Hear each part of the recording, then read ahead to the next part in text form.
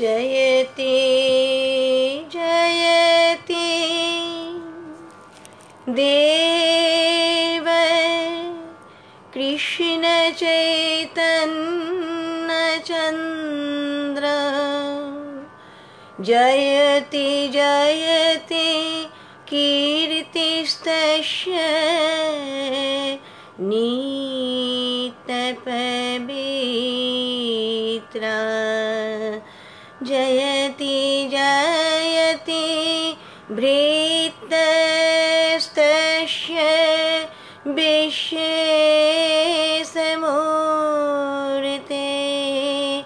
जयति जयति नित्यं तस्य सर्वप्रियाणाम्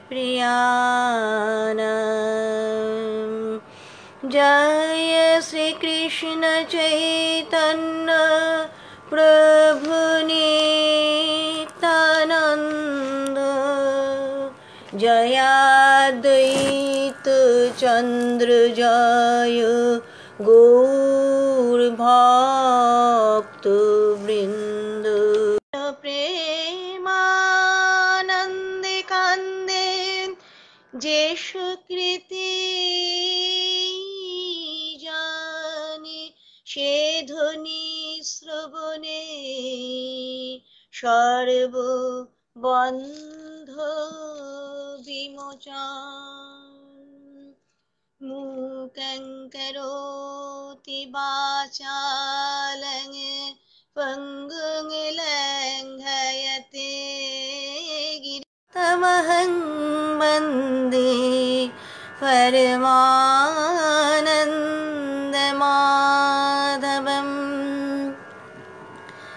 जैस प्रसाद भगवद प्रसाद जैस्या प्रसादन न गति कुतोऽपि धैर्यस्तवस्तस्य जसोस्त्रिशन्धं वन्दे गुरो श्री चरुणारविन्दम्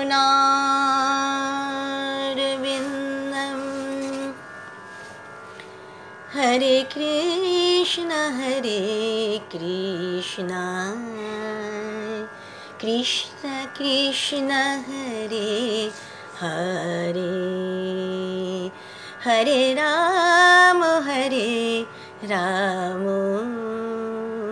राम राम हरे हरे हरे कृष्ण कृष्ण कृष्ण हरे हरे हरे राम राम राम हरे हरे हरे कृष्ण कृष्ण कृष्ण हरे हरे हरे राम राम राम हरे हरे हरे कृष्ण कृष्ण कृष्ण हरे हरे हरे राम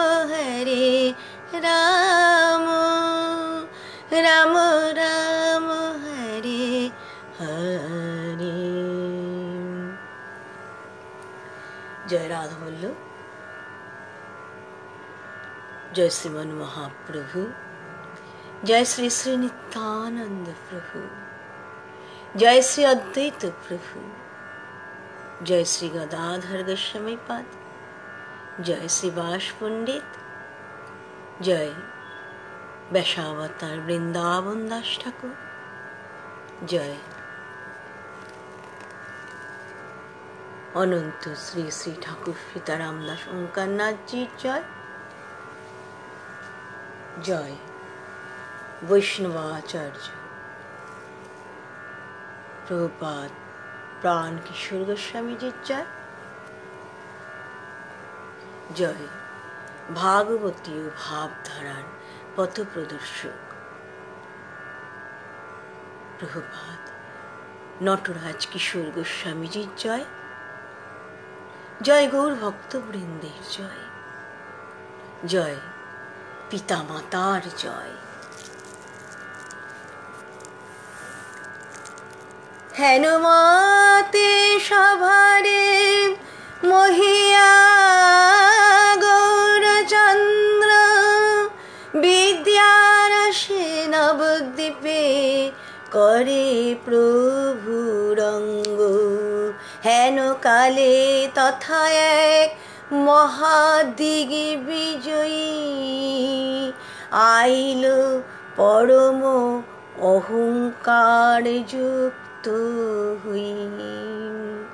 প্রভু যখন এমনভাবে বিদ্যারসে সকলকে ডুবিয়ে রেখেছেন, সেই সময় একদিন সেখানে দিগ্বিজয়ী পণ্ডিত তিনি সরস্বতী মন্ত্রের উপাসক।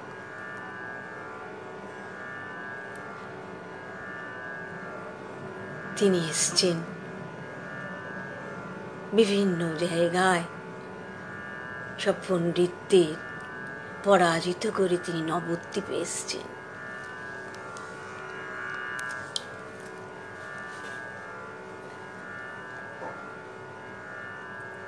আইলা পরম অহংকার যুক্ত হই। এই দিগ্বিজয়ী পণ্ডিতের নাম কোনো প্রাচীন বৈষ্ণব গ্রন্থে কিন্তু উল্লেখ করা হয়নি। তাই ভক্তি রত্নাকরের মতে তার নাম ছিল, যেহেতু তিনি কাশ্মীর দেশীয় ছিলেন তাই তার নাম ছিল কেশব ভট্ট বা কেশব কাশ্মীরি। ভক্তি রত্নাকরের মতে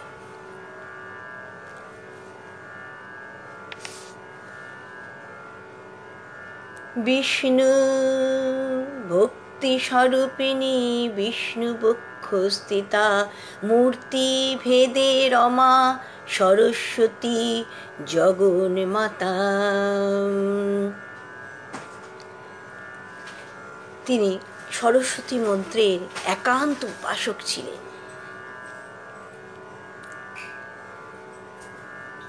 তিনি সরস্বতী মায়েরই একমূর্তি হচ্ছেন লক্ষ্মী মা, লক্ষ্মী দেবী আমরা জানি। তাই সেই লক্ষ্মী রূপে তিনি বিষ্ণু বক্ষস্থিতা, এমন কথাই গ্রন্থকার বলছেন। বিষ্ণু ভক্তি স্বরূপিণী বিষ্ণু বক্ষস্থিতা মূর্তিভেদে রমা সরস্বতী জগন মাতা। তিনি এসছেন নবদ্বীপে, পাই সরস্বতীর সাক্ষাতে বরদান সংসার জিনিয়া বিপ্র বুলে স্থানে স্থান। পরম সমৃদ্ধ অশ্ব গজযুক্ত হই সভাজিনী নবদ্বীপে গেলা দিগ্বিজয়ী। সেই দিগ্বিজয়ী তো নানা দেশের বিখ্যাত পণ্ডিতদের তর্কযুদ্ধে পরাজিত করে তিনি বহু পুরস্কার লাভ করেছেন। পুরস্কার স্বরূপ তিনি যেমন বহু ধন সম্পত্তি পেয়েছেন, সেরকম হাতি ঘোড়া ইত্যাদিও লাভ করেছেন। তিনি যখন শুনলেন যে নবদ্বীপে এরকম বড় বড় পণ্ডিতরা আছেন, তখন তিনি হাতি ঘোড়া সবকিছু নিয়ে, অনেক লোকজন নিয়ে তিনি নবদ্বীপে এলেন।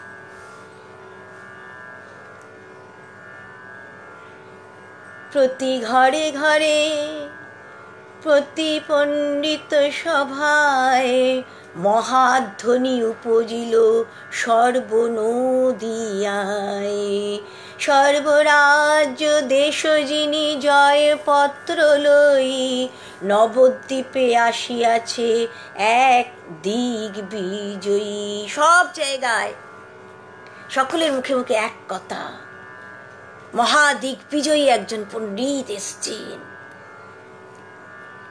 সব পণ্ডিতদের তিনি তর্কে পরাজিত করে দেন, সেই রকম একজন মহান পণ্ডিত এসছেন।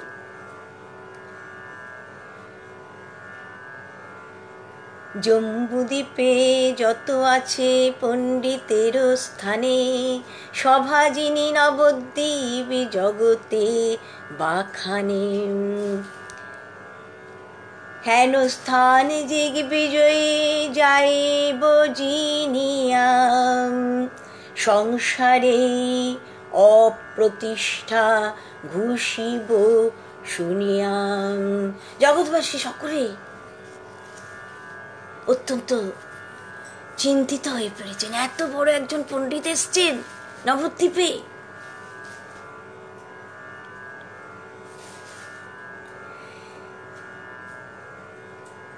এক দিগ্বিজয়ী সরস্বতী বশ করে, সর্বত্র জিনিয়া বুলে জয় পত্র ধরি। হাতি ঘোড়া দোলা লোক অনেক সংহতি, সম্প্রতি আসিয়া হইল নবদ্বীপে স্থিতি। তিনি অনেক জায়গা জয় করে এসছেন। তো তিনি হৈয়েহ, নহুষ, বেন, নরক, রাবণ সকলের যে গর্ব ছিল,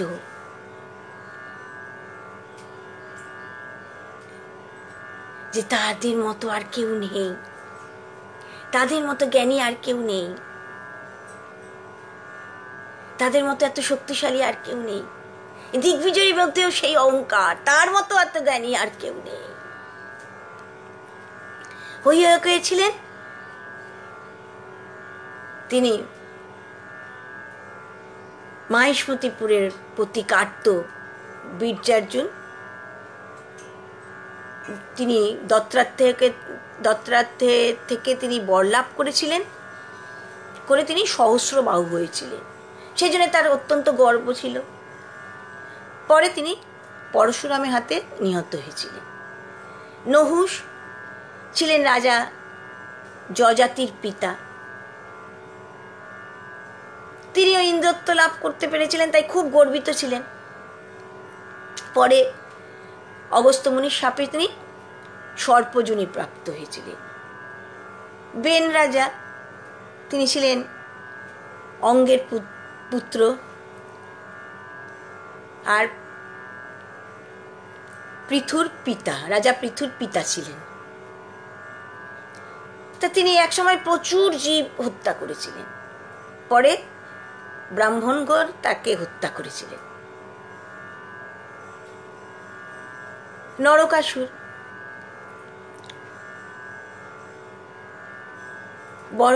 বরাহরূপী বিষ্ণু যখন এসেছিলেন, তখন তিনি জন্মগ্রহণ করেছিলেন, আর জগৎবাসীর ওপর তিনি খুব অত্যাচার করেছিলেন। পরে ভগবান শ্রীকৃষ্ণ তাকে হত্যা করেছিলেন। লঙ্কেশ্বর রাবণ, তিনিও তো অত্যন্ত অত্যাচারী ছিলেন, গর্বিত ছিলেন, তার খুব গর্ব ছিল। তা তিনিও রামচন্দ্রের হাতে নিহত হয়েছিলেন। অতএব বলা হচ্ছে, এখানে গ্রন্থকার বোঝাতে চাইছেন যে গর্ব করলে তার নাশ হবেই। মহাদিগ্বিজয়ী শুনিয়াছ যে যে জন, বুঝো দেখি কার গর্ব চূর্ণ নাই হয়। গর্ব হলে তার গর্ব চূর্ণ হবেই, ভগবান তার গর্ব চূর্ণ করে দেবেন।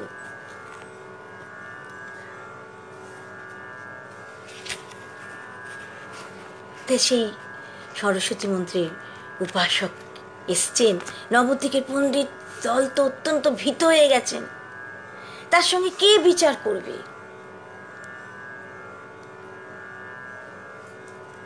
তার সঙ্গে বিচারে কে পেরে উঠবে? আর তার সাথে বিচারে যদি পেরে ওঠা না যায়, তাহলে তো নবদ্বীপের সব সম্মান ধূলিসাৎ হয়ে যাবে।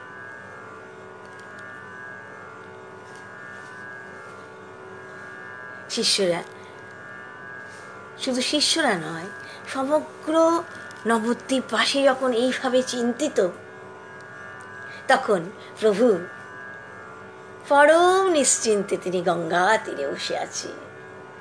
শিষ্য সঙ্গে গঙ্গা তীরে আছেন ঈশ্বর, অনন্ত ব্রহ্মাণ্ডে রূপ সর্বমনোহর। হাস্যযুক্ত শ্রীচন্দ্র বদন অনুক্ষণ, নিরন্তর দিব্য দৃষ্টি দুই শ্রীনয়ন। আহা, দুই নয়নে করুণা ধারা প্রবাহিত হচ্ছে।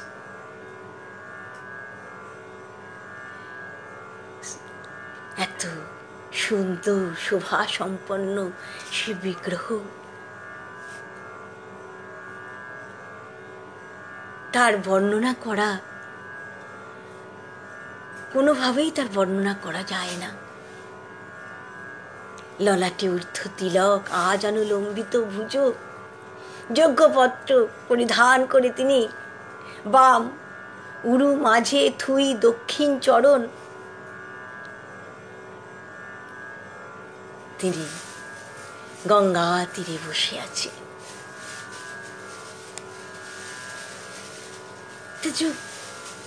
দিগ্বিজয়ী যখন এসছেন গঙ্গার ঘাটে,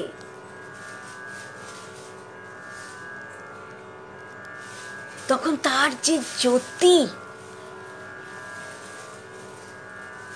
নিমাইয়ের যে জ্যোতি, গৌরহরির যে জ্যোতি, অঙ্গজ্যোতি, সেই অঙ্গজ্যোতিতে ঘাট একদম আলোয় আলোকিত হয়ে রয়েছে।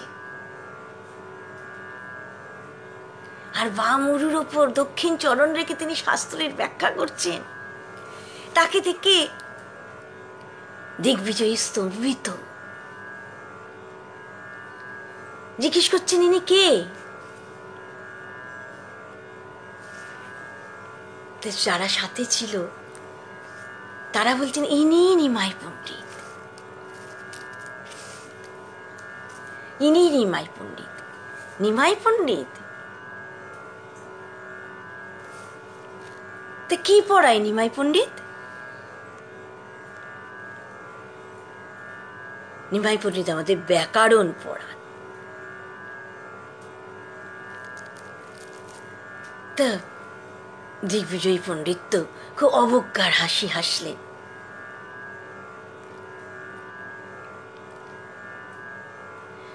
তো ব্যাকরণ সে তো শিশু শাস্ত্র, ব্যাকরণ জানলে সে আবার পণ্ডিত হয় নাকি? বলছেন কথাগুলো, কিন্তু প্রভু কহে তোমার কবিত্বের নাহি সীমা, হেন নাহি যাহা তুমি না করো বন্দনা। গঙ্গার মহিমা কিছু করহ পঠন, শুনিয়া সবার হোক পাপ বিমোচন। প্রভু,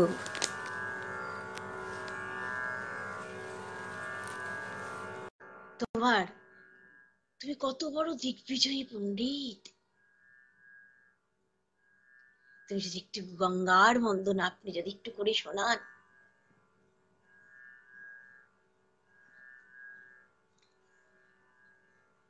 দিগ্বিজয়ী পণ্ডিত আসার সাথে সাথে তো গৌরহরি তাকে অভ্যর্থনা জানিয়েছেন, তাকে বসার জন্য সুন্দর আসন দিয়েছেন। তারপর বলছেন একটু যদি আপনি গঙ্গার বন্দনা করেন। তো গঙ্গার বন্দনা তো করবো,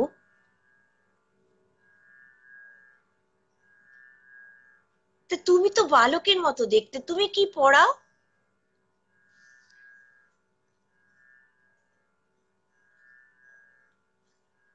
দিগ্বিজয়ী কথার মধ্যে অবজ্ঞা।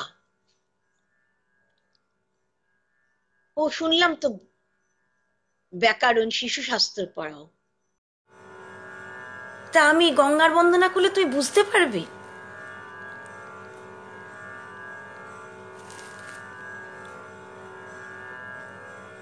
তখন গৌরাঙ্গ সুন্দর বলছেন, আপনি তো কত জ্ঞানী, আর আমি তো সবে বিদ্যা শিক্ষা করছি, আপনার সঙ্গে কি আমার কোনো তুলনা হয়? তৃণাদপি শুনেছেন তরুরীব সহিষ্ণুনা অমানীন মানদেন কীর্তনীয় সদা হরি। কিভাবে সম্মান জানাতে হয়, তৃণের থেকে নিচু হয়ে কিভাবে সম্মান জানাতে হয় প্রভু আমাদের শিখিয়ে দিলেন। বলছেন আমি তো কিছু জানি না, আমি তো সবে আমি একটু শাস্ত্র অধ্যয়ন করতে শিখেছি, আপনি তো মহাজ্ঞানী, আপনি কৃপা করে যদি একটু গঙ্গার মহিমা বলেন, তাহলে আমি একটু গঙ্গার মহিমা শুনতে পারি। তা দিগ্বিজয়ী তো সরস্বতী মার বরপ্রাপ্ত, ফলে তিনি মনে মনে শ্লোক রচনা করে ফেললেন, আর শ্লোক রচনা করে তিনি অনর্গল বলতে লাগলেন। একসাথে পরপর 100 শ্লোক উচ্চারণ করে গেলেন।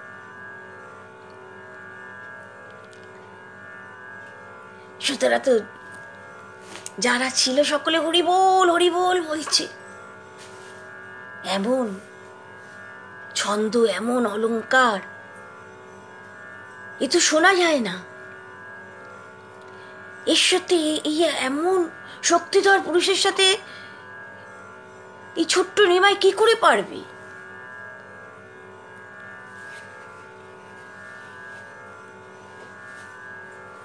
তবে কি নিমাই পরাজিত হয়ে যাবে? সকলের মধ্যেই কিন্তু একটা চিন্তার ভাব, সকলের নিমাইয়ের জন্য কষ্ট হচ্ছে। নিমাই নবদ্বীপের এত বড় পণ্ডিত, সকলে তার কাছে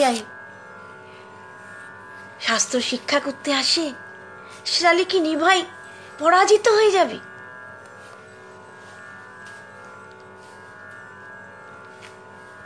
গৌরাঙ্গ সুন্দর তো শুনলেন গঙ্গার বন্দনা, আর বলছেন আপনি কত বড় প্রতিভাধর, আপনি এমন ভাবে আপনি শ্লোক রচনা করতে পারেন, কার সাধ্য এই শ্লোকের অর্থ বোঝে? আপনি শুধু এর অর্থ বুঝতে পারেন, আর সরস্বতী মা তিনি বোধহয় এই অর্থ বুঝতে পারেন, আর তো কারোর পক্ষে বোঝা সম্ভব নেই এই শ্লোকের অর্থ। যদি আপনি একটা শ্লোকের যদি একটু ব্যাখ্যা করেন তাহলে বুঝতে পারি, আমরা তো এই শ্লোকের অর্থ কিছু বুঝতে পারছি না। বেশ, তবে বলো কোন শ্লোকের ব্যাখ্যা শুনতে চাও? দিগ্বিজয়ী অত্যন্ত গর্বের সাথে বললেন।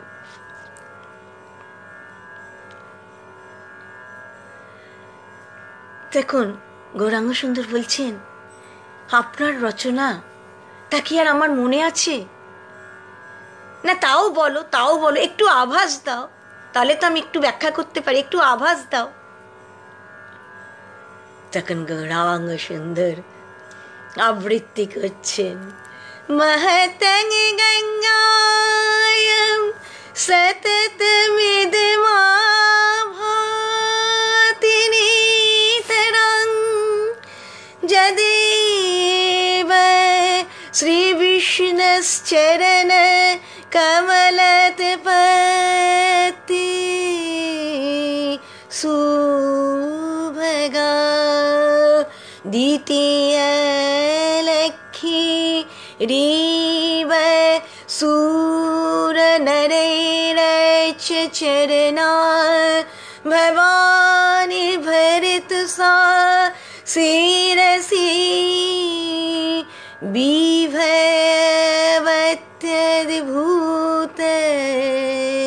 গুণা।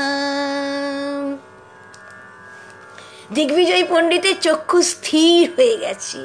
কি বলছে এ? কি করে বলছে? এমন কি করে সম্ভব হতে পারে?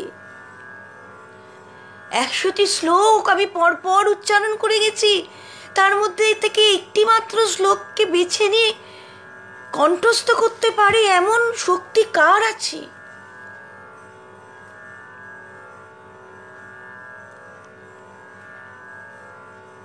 নিমাই তখন অত্যন্ত বিনয়ের সাথে বললেন, সরস্বতীর কৃপাতে তো আপনি কবি হয়েছেন, আর তেমনি তার কৃপাতে আমারও মুখ দিয়ে এই শ্লোক উচ্চারিত হয়েছে। তা আপনি যদি একটু কৃপা করে এই শ্লোকটি অর্থ বলে দেন। তখন কেশব কাশ্মীর বলছেন, এ তো অতি সোজা কথা, এ তো অতি সোজা।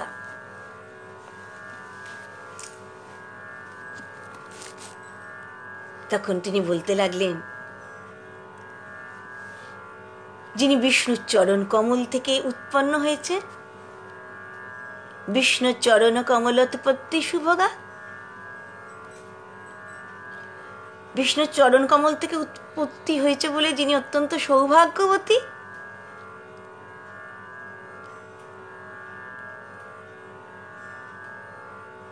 সুরনরগণ যার চরণ বন্দনা করেন, লক্ষ্মীর মতো যার চরণের পূজা করেন,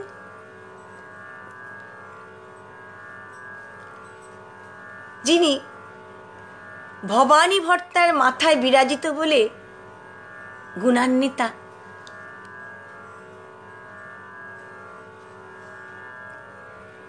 সেই গঙ্গার মহিমা নিশ্চিত রূপে নিরন্তর দীপ্তিপ্রাপ্ত হচ্ছে। নিমাই বলেন, বাহ বাহ বাহ, কি সুন্দর কথা, কি সুন্দর কথা।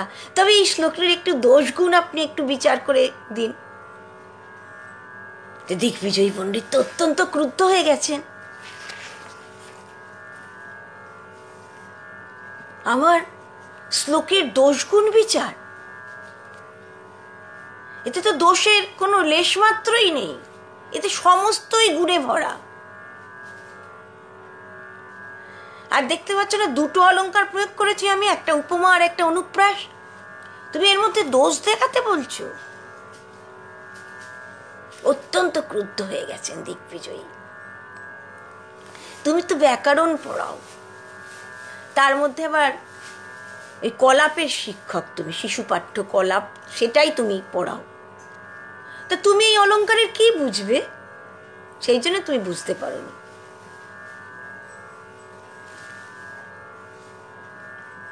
নিমাই তখন অত্যন্ত বিনয়ের সাথে বলছেন, আমি অলংকার পড়িনি বটে, তবে একটু একটু শুনেছি, তার থেকেই আমি বলছি আপনার এই শ্লোকে 5টি দোষ আছে। দিগ্বিজয় তো অত্যন্ত রুষ্ট হলেন, আমার শ্লোকের মধ্যে তুমি দোষ দেখাচ্ছ?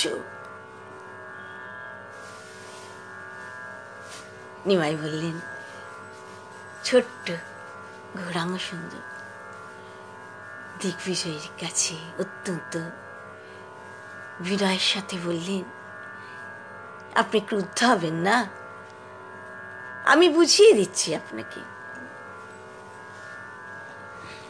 যে বস্তুকে জানা যায় তাকে বলে অনুবাদ, আর যে বস্তু জানা যায় না, অজ্ঞাত, তাকে বলে বিধেয়। অলঙ্কার শাস্ত্রে যে নিয়ম, সে অনুযায়ী অনুবাদ আগে বসবে, বিধেয় পরে বসবে।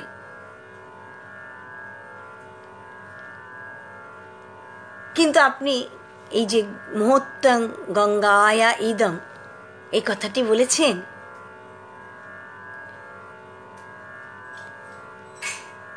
সেখানে মুহূর্ত কথাটা তো বিধেয়।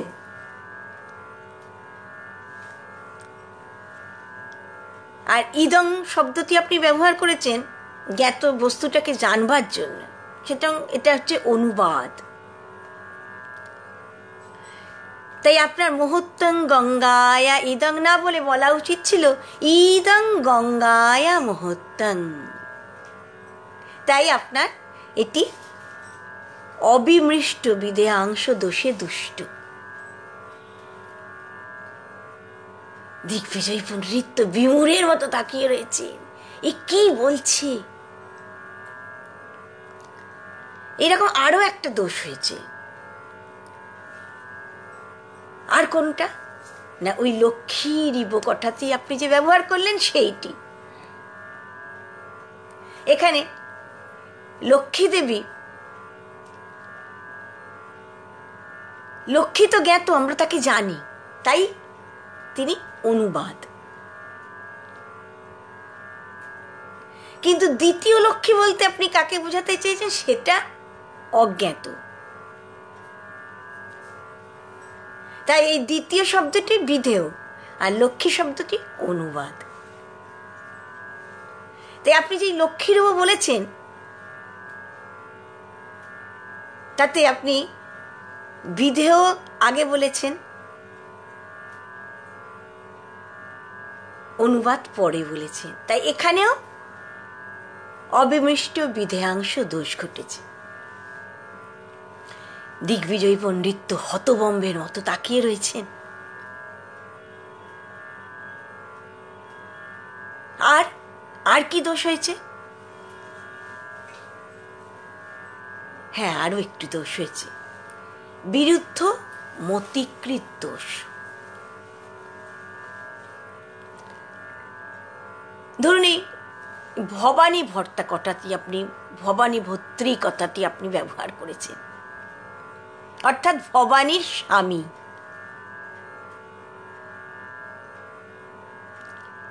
মহাদেবের পত্নী তিনি তো ভবানী।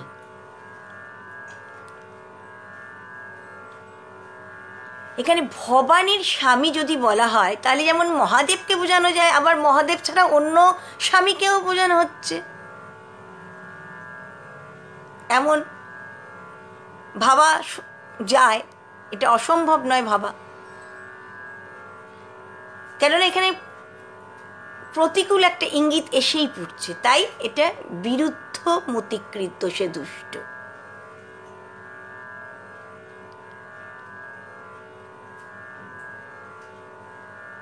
আরও আছে।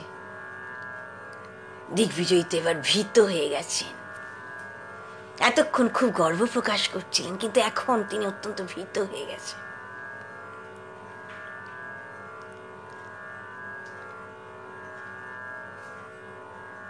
একটা পুনরাত্ম দোষ।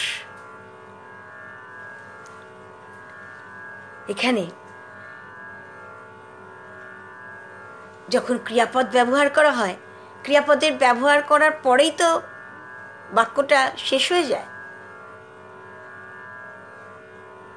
তাই বিভবতী এই ক্রিয়াপদেই আপনার বাক্যটি শেষ হয়ে যাওয়া উচিত ছিল, কিন্তু আপনি সেখানে অদ্ভুত গুণা এই বিশেষণটি প্রয়োগ করেছেন, তাই সেখানে পুনরাত্ম দোষ ঘটেছে। আর ভগ্নক্রম, শ্লোকে তো এই শ্লোকটির মধ্যে 4টি চরণ আছে বা 4টি ছত্র আছে। প্রথম ছত্রে তয়ের অনুপ্রাস ঘটেছে, দ্বিতীয় ছত্রে কোনো অনুপ্রাসই নেই, তৃতীয় ছত্রে রয়ের অনুপ্রাস ঘটেছে, আর চতুর্থ ছত্রে ভয়ের অনুপ্রাস ঘটেছে। দেখুন,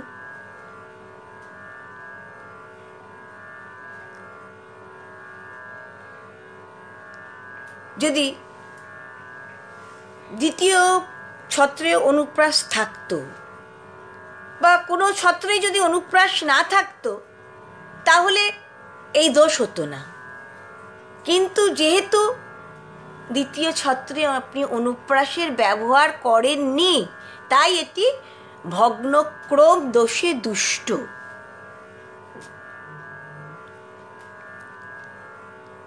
হ্যাঁ, এতে গুণও আছে, অনেক গুণ আছে, কিন্তু যেহেতু এই দোষগুলি রয়েছে তাই গুণগুলো সব ঢাকা পড়ে গেছে। শরীরটা খুব সুন্দর, খুব সুন্দর দেখতে, কিন্তু সেখানে যদি সাদা দাগ থাকে তাহলে যত রকম ভাবেই তাকে সাজানো হোক না, ওই সাদা দাগের জন্যে তার সমস্ত অলংকারও তখন মূল্যহীন হয়ে পড়ে।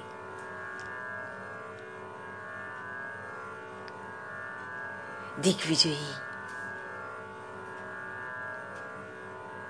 বাক্য আর স্ফুরিত হচ্ছে না।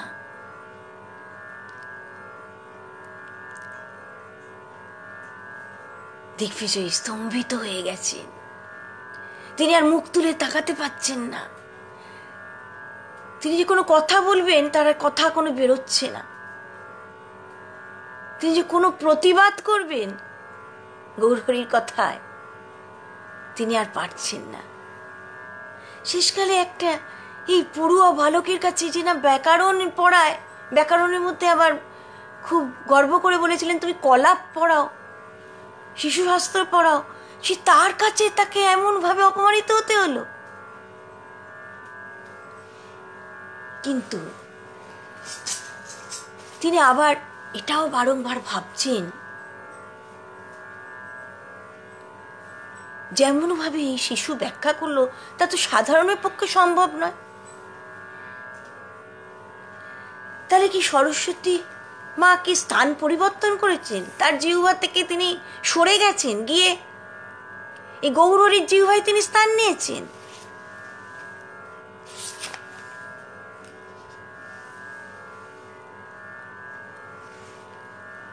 বা আমি কি সরস্বতী মায়ের চরণে কোনো দোষ করেছি, অপরাধ করেছি, যার জন্য আমার এরকম প্রতিভা সংকুচিত হয়ে গেল?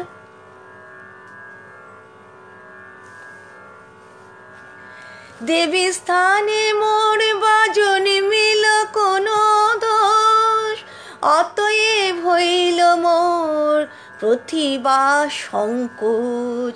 অবশ্য ইহার আজি বুঝিব কারণ, এত বলি মন্ত্র জপে বসিলা ব্রাহ্মণ। ব্রাহ্মণ মন্ত্র জপ করতে বসলেন, সরস্বতী মন্ত্র জপে বসলেন। মন্ত্র জপি দুঃখে বিপ্র শয়ন করিলা, স্বপ্নে সরস্বতী বিপ্র সন্মুখে আইলা। মন্ত্র জপ করতে করতে তো তিনি নিদ্রাচ্ছন্ন হয়ে পড়েছেন।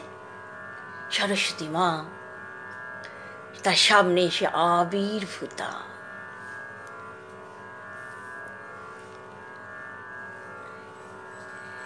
কৃপা দৃষ্টি ভাগ্যবন্ত ব্রাহ্মণের প্রতি, কহিতে লাগিলা অতি গোপ্য সরস্বতী। সরস্বতী দেবী সরস্বতী তখন গোপনীয় কথা বলতে আরম্ভ করলেন। সরস্বতী বলেন শুনো বিপ্রবর, বেদ গোপ্য কহিয়েই তোমারও গোচর। কারো স্থানে ভাঙো যদি এ সকল কথা, তবে তুমি শীঘ্র হবে অল্পায়ু সর্বথা। বেদগোপ্য কথা তোমাকে আমি বলছি, কিন্তু তুমি কারুর কাছে এই কথা প্রকাশ করো না। আমি যার পাদপদ্মে নিরন্তর দাসী, সন্মুখ হইতে আপনাকে লজ্জাবাসী। আমি যে তার পাদপদ্মের দাসী, আমি যে তার সামনে যেতেও লজ্জা অনুভব করি। আমি যে তার চরণ বন্দনা করি।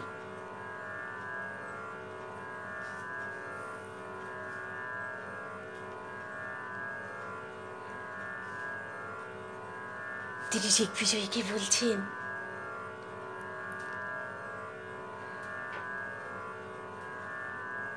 যে যেভাবেই তিনি, যে স্বরূপে, যে স্থানেই তিনি অবস্থান করুন না কেন, সব সময় সব কালে তিনি গৌরচন্দ্রের দাসী। সব কালে সব সময় তিনি গৌরাঙ্গ সুন্দরের দাসী।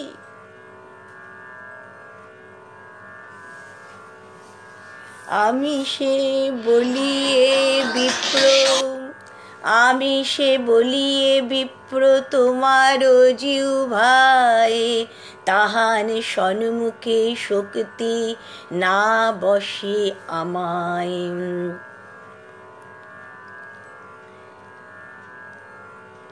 বলছেন, তোমার জিহ্বাতে তো আমি অবস্থান করে তোমাকে কথা বলাই, কিন্তু তার সম্মুখে যে আমার কোনো কথা বলার শক্তি নেই, তার সম্মুখে যে আমি আর কোনো কথা বলতে পারি না। অজ ভব যার উপাসনা করেন, তার মহিমার কথা আমি তোমাকে কি বলবো।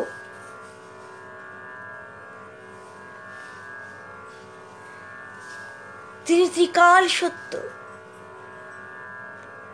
তিনি পরিপূর্ণ, তিনি বৈশে সবার হৃদয়, তিনি পরমাত্মা রূপে সকলের হৃদয়ে অবস্থান করছেন।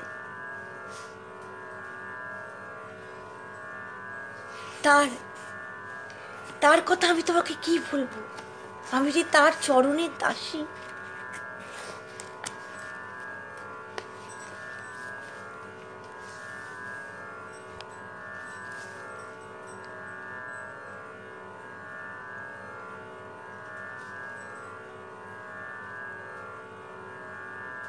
নিমাই শিষ্যরা এতক্ষণ তো চুপ করেছিলেন।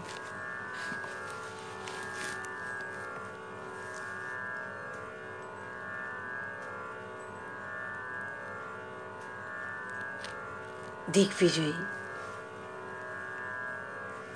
যখন এমনভাবে পরাজিত হলেন,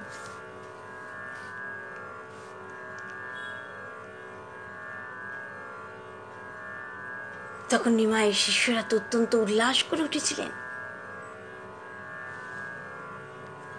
নিমাইকে তিনি কত রূঢ় কথা বলেছেন,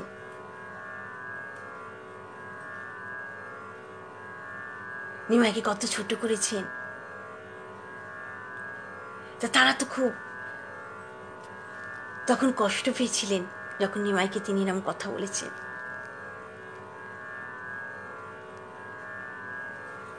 আর যখন দিগ্বিজয়ী এমন ভাবে পরাজিত হয়েছিলেন, তখন তাদের কি আনন্দ। কিন্তু গৌরাঙ্গ সুন্দর তাদের তখন শাসন করেছিলেন, করে দিগ্বিজয়ীর তিনি প্রশংসা করেছিলেন অনেক। দিগ্বিজয়ীর যে কাব্যগুণ, তার ভূয়সী প্রশংসা করেছিলেন ছাত্রদের কাছে।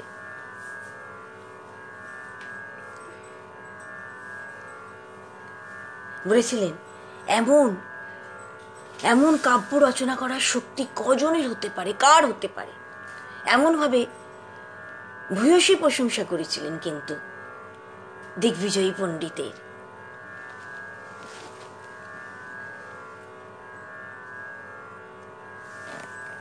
কিন্তু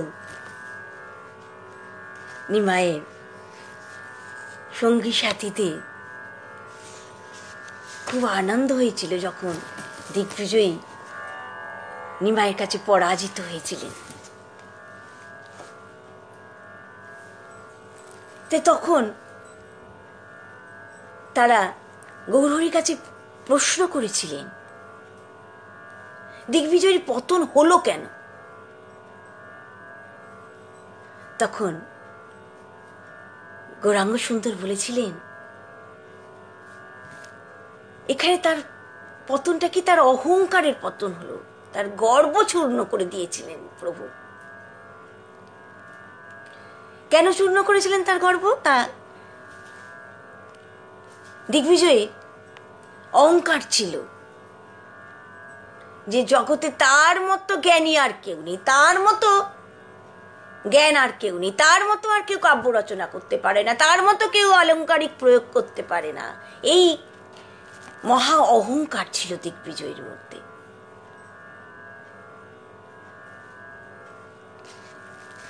সেই জন্যে দিগ্বিজয়ী পরাজয় ঘটল। তাই প্রভু বললেন, শুনো ভাই সব এহ করি সত্য কথা, অহংকার না সহেন ঈশ্বর সর্বথা, যে যে গুণে মত্ত হই করেন অহংকার, অবশ্য ঈশ্বর তাহা করেন সংহার। যার অহংকার হয়, ঈশ্বর তার সে অহংকারকে চূর্ণ করে থাকবে, চূর্ণ করে দেন।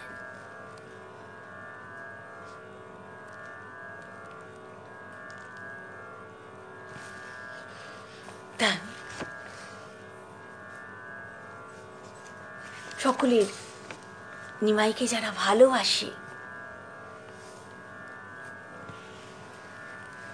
তাদের ইচ্ছা ছিল যে নিমাই যেন সকলের মধ্যে তাকে পরাজিত করেন। কিন্তু গৌরাঙ্গ সুন্দর সেটা করেননি। সেটা করলে তার কি হতো না, তার সেটা মৃত্যু তুল্য হতো। তাই বিরলে জয় করলাম কি, যাতে ওর গর্ব ক্ষয় হয়, মনে দুঃখ না পায়। তাই বিরলে জয় করলাম কি। তাই সেদিনকে রাত্রিবেলায় দিগ্বিজয়ী গিয়ে যখন সরস্বতী মন্ত্র জপ করতে বসেছিলেন, তখন সরস্বতী মা তাকে ওই কথাগুলি বলেছিলেন। অত্যন্ত বেদগোপ্য কথা তোমাকে আমি বলছি, তুমি কিন্তু এই কথা কাউকে বলো না। তিনি অনন্ত ব্রহ্মাণ্ডের অধীশ্বর, আর আমি তার পাদপদ্মের দাসী। এই বেদগোপ্য কথা কিন্তু তুমি কাউকে বলো না, কেউ যেন না জানতে পারে। তুমি যাও, তুমি যাও পণ্ডিত, তুমি যাও, যাও, তুমি যাও, তুমি তার কাছে যাও।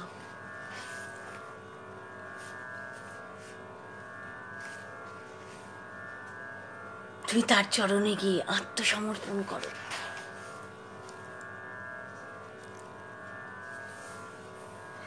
চলিলেন অনন্ত ব্রহ্মাণ্ড নাদ সাক্ষাতে দেখিলাম, যাও শীঘ্র বিপ্র তুমি উহার চরণে দেহ গিয়া সমর্পণ করহ উহানে। তোমার দেহ তার চরণে গিয়ে সমর্পিত করে দাও।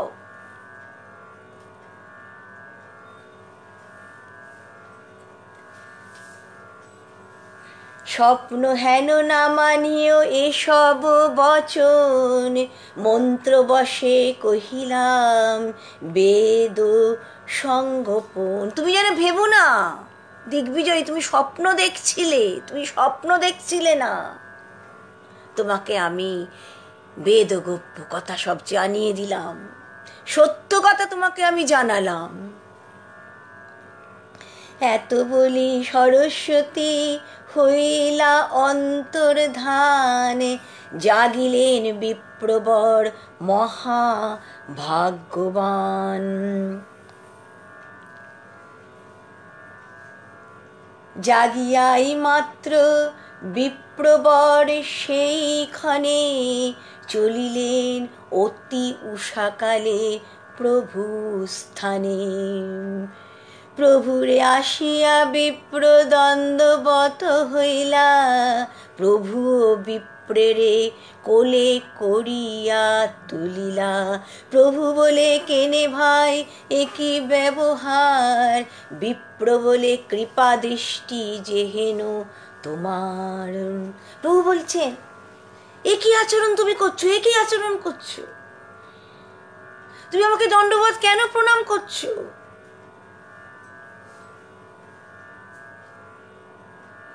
তখন বিপ্র তার যে অহংকার, সে অহংকার চূর্ণ হয়েছে।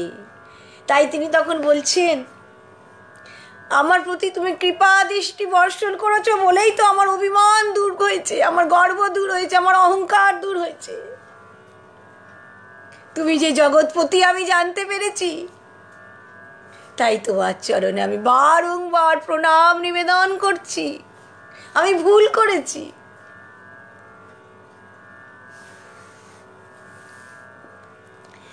গৌর তীরত দিল্লি কাশী আদি করি, গুজরাট বিজয়ানগর কাঞ্চিপুরী, হেলঙ্গ তেলঙ্গ ঔদ্র দেশ আর কত, পণ্ডিতের সমাজ সংসারে আছে যত।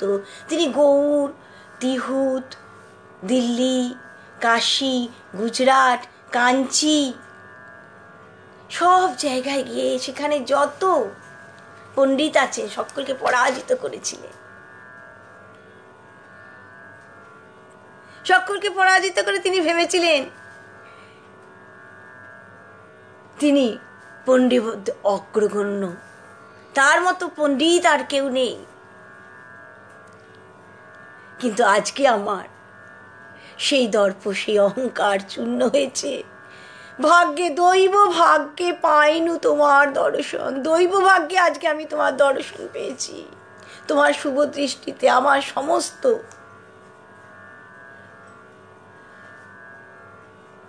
দুর্বাসনা দূরীভূত হয়ে গেছে।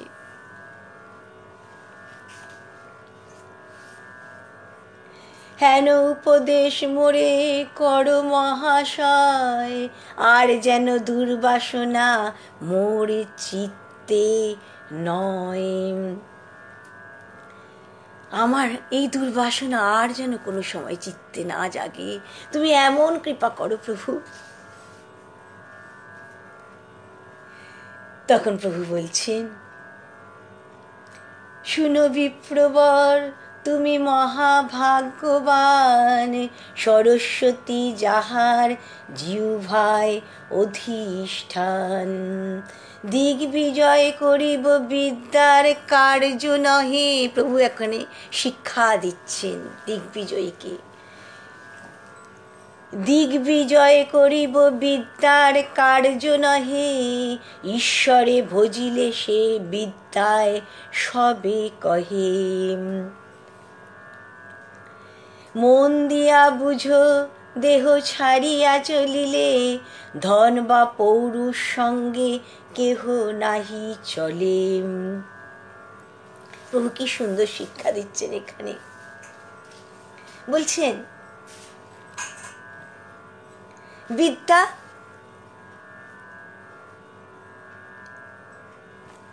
বিদ্যা দিয়ে তুমি দিগ্বিজয়ী হয়েছ, কিন্তু দিগ্বিজয়ী হওয়াটা বিদ্যার বাস্তব কাজ নয়। বিদ্যান হলে কি হয়, সে শিক্ষিত হয়, সে তখন জানতে পারে ঈশ্বর ভজনা করার উদ্দেশ্য কি, ঈশ্বর ভজনা করলে কি আনন্দ লাভ করা যায়।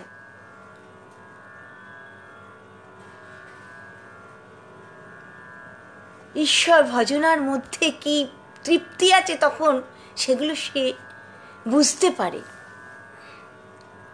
দেখো, ধন পৌরুষ কিছুই তো থাকবে না।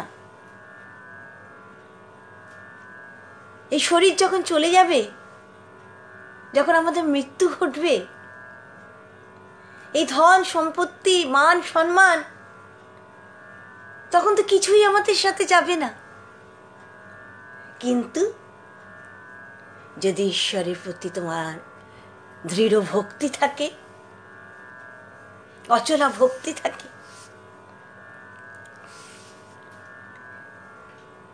তাহলে তুমি জীবনটাকে মহা আনন্দে তার চরণে নিজেকে সমর্পিত করে রেখে তুমি মহা আনন্দে জীবনটা অতিবাহিত করতে পারবে। তাই প্রভু কি কথা বলছেন, বলছেন এইসব জঞ্জাল ছেড়ে দাও, এ থেকে ছাড়িয়া বিপ্র সকল জঞ্জাল, শ্রীকৃষ্ণ চরণ গিয়া ভজ হো সকাল। সব কিছু ছেড়ে দাও বিপ্র, সব কিছু ছেড়ে দাও। এই টাকা কড়ি মান সম্মান, এই জ্ঞান, এই গর্ব, এই অহংকার সব কিছু ত্যাগ করো, শ্রীকৃষ্ণ চরণ ভজনা করো বিপ্র।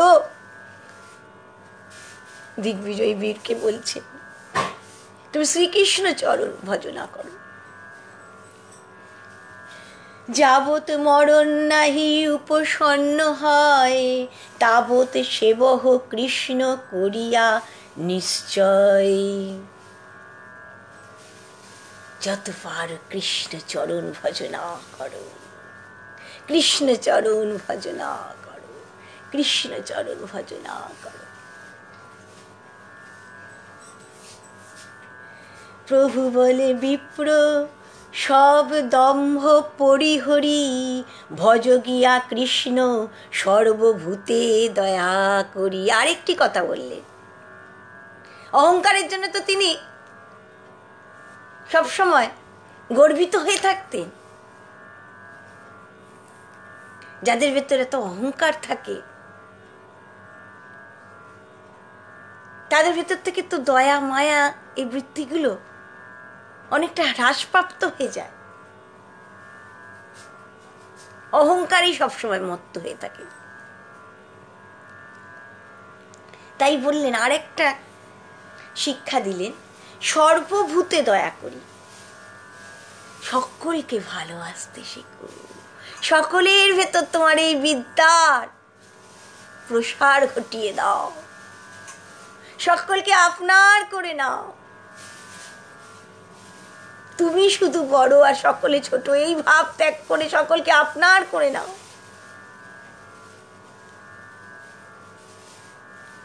প্রভুর আজ্ঞায় ভক্তি বিরক্তি বিজ্ঞান, সেইখানে বিপ্রদেহে হইলা অধিষ্ঠান। প্রভুর কৃপায়